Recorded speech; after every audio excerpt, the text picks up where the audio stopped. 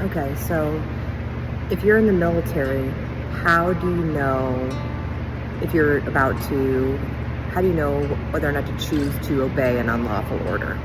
Okay, let's talk about it. So with a lot of my clients, this is how we go about that. If you've been in the military more than a minute, you're always thinking everything in PACE, P-A-C-E, primary plan, alternate, contingency, emergency. So we're gonna have 4 plans when you're considering not obeying an unlawful order, all right? So one of the things I typically recommend out the gate is we're trying to really make clear the reasons why you're not obeying it. You're spelling it out very calmly, very peacefully, very respectfully, and you're getting it all in writing. So like, let's say you intend to not obey an order and you're going to maybe tell your command. Okay, that might be your primary. You're going to follow that up with an email so you can outline that and have that in writing. The next thing you can do is you can walk that to your local IG office. And I already know what you're thinking. You're like, Lindsay, the IG is not going to help me. And I'm like, I know, they're not.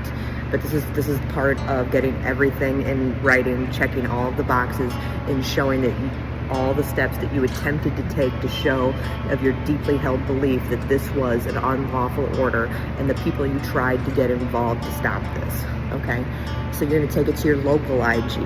All right, primary. Commander and IG is your primary. Your alternate is you're going to take it to the DOD IG. You're going to then also, your alternate plan, or even the second phase, you can do these all at the same time, or you could step it out as you see fit. The second thing is you're going to take it, you're going to file it online with the DOD IG, the DOD hotline. Okay, you're going to do it there too. All right, contingency. Third, you're going to take that same complaint and you're going to send it to your congressional leader. You're going to send it to the Senate, to your Senate congressional leaders, and the House and the state for which one, that your home of record from where you reside, and 2, the state that you're currently in, wherever you're serving. You're going to send it to both of those groups of representatives. All right, primary, alternate, contingency. That's your third. Your fourth is you're going to prepare to send that to the media. So this is your emergency plan: primary, alternate, contingency, emergency. Then you're going to have all of that email traffic showing that you sent it to your command team, you sent it to the local IG, you sent it to your congressional leaders, and now you can send it to a media outlet. So when you're searching for a media outlet, if that's the route you want to go to send it to, what I start to do is I start to look up articles that are about the topic for which I'm about to report. Okay, so and then you look for those articles, you see who wrote them, and then you just start Googling as best your little heart out to try to find their the email address for the author of that article, and then you just start sending it.